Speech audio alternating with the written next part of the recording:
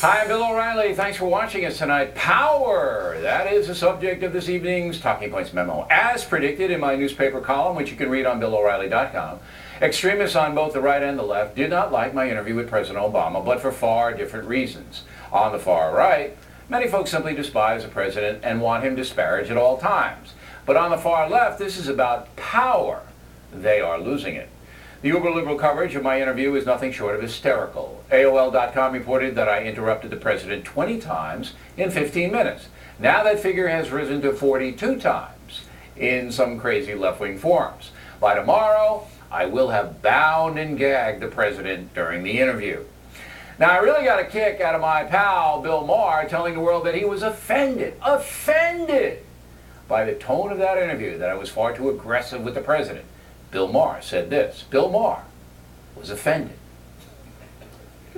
But putting all that aside, there is a serious issue here, and that is that the interview made Fox News look credible and responsible. By most fair-minded accounts, it was a lively, respectful give and take between me and the president, and he even seemed to enjoy it. We covered a lot of ground in a fair and balanced way. Thus, the world saw the real Fox News, an aggressive operation, but a fair one. That damages the far left tremendously. So they have to spin the situation lamenting how dreadful it all truly was. As Fox News gets stronger, the far left gets weaker. And then there's Howard Dean, who has lost a tremendous amount of power and influence in this country. Dean is all upset that I asked the president about redistributing income. The president doesn't often get mousetrapped, especially by the likes of Bill O'Reilly.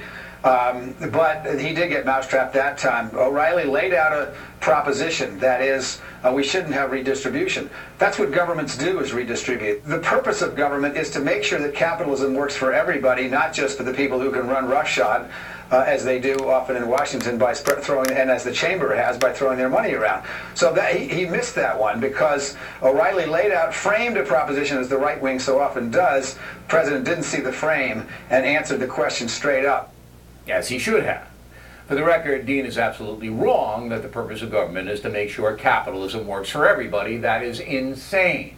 No system can work for everybody. Dean doesn't know his history, and he doesn't know human nature.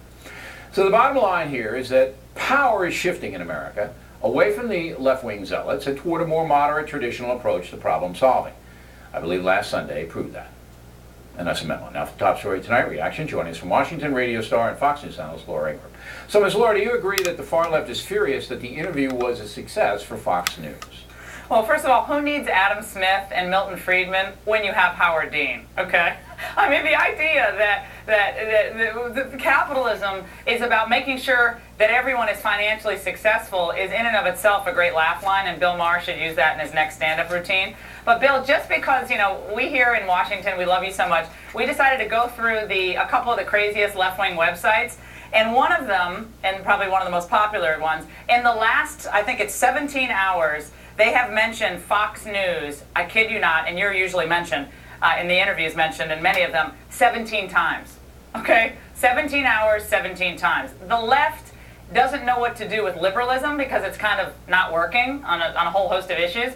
So they've defined themselves derivatively through demonizing Fox. It's Fox's problem, and you know, it doesn't surprise me that they're criticizing you for the interview, right? Because if they don't criticize you, they actually have to stand for something.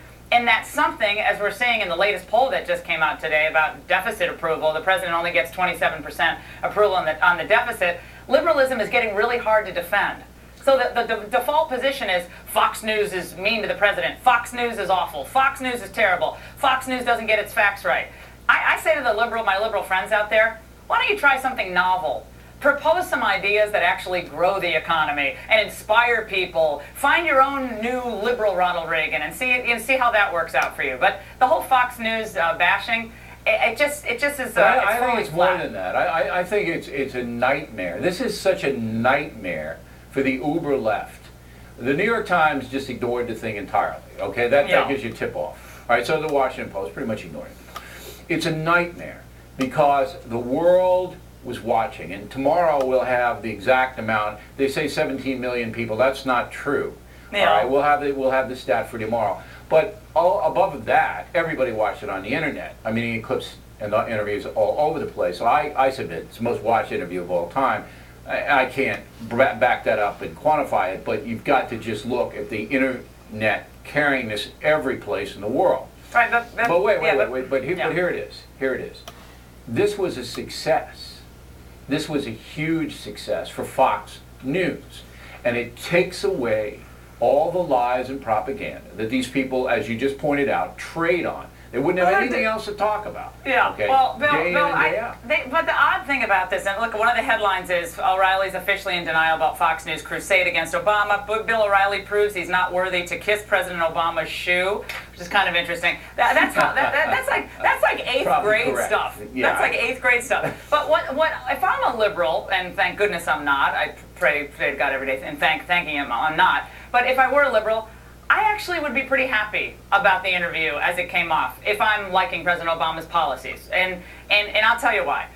He comes across in this interview as very at ease. He decided to kind of laugh at the toughest questions. You're a redistributionist, and Bill. I mean, he was very kind of smooth, and he seemed relaxed, and he seemed like kind of a nice guy, right? And I think you represented Fox News in a different way to a lot of people. That was good for Fox, and I think for him, I don't think it was a big, it certainly wasn't a negative for him. If anything, it was a positive. So why are liberals upset?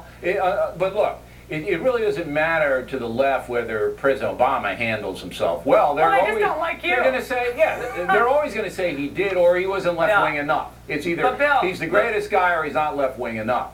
But Bill, can I say that I might fall in, I guess, to your what you call people right-wing extremists extremists on the far right. Are you an extremist on the far right? No, well, I don't know.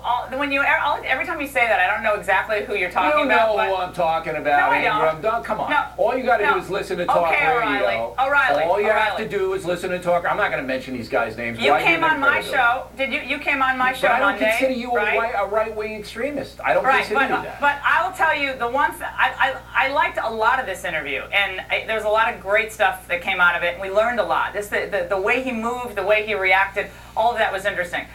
The only thing one of the things that I didn't quite care for, and I didn't quite know why you did it, and I'm just, this is no spin zone, is when you said, well, what can we do at FNC to be better? And in my mind, Bill, I mean, that's kind of getting it backwards. I mean, he's the president of the United States. I was very interested in what he had to say. Bill, we are the #1 cable network in the country. Yeah, but we can no always one's writing improve. articles. Nobody's writing articles about how we are failing as a network. We're winning as a network. But I think the question goes to him. What can you do that's better? I mean, he's going to give you advice on how to be better? That's I thought it was an interesting question. That's why I asked it. But look, bottom line, there are two things I want to make before I let you go. Number one, there are right-wing extremists on the radio, particularly. Who? I'm not even going to bother because I legitimize them, and then they can do 5 shows on it. I'm not even going to bother. Okay. All right. Vicious toward the interview. Vicious. Okay. All right. I don't care about them. They are in the same category as left-wing extremists. Number two, the bottom line on this interview is that President Obama, whatever he said, whatever you think of him, enjoyed himself. Fox News acquitted itself very well. We gain in power. I don't know about the president, but we gain in power. Yeah. The far left loses power. Bill, that's the bottom line. On one other thing, on the tax cutter, when he said, well, I've cut taxes, Bill. I mean, that in and of itself was just, laughable. But I only had 15 he raised taxes minutes. on drug companies. I think we saw through that. But the left is in a full froth. You've succeeded if you've done Bill that. Maher, I feel bad that he was offended. I really feel bad that Bill Maher was offended. He never said anything offensive about President Bush in the last 8 years. Never. He's always a gentleman. So. All right, Larry, everybody. Next on the Rundown, Dick Morris, a brand new.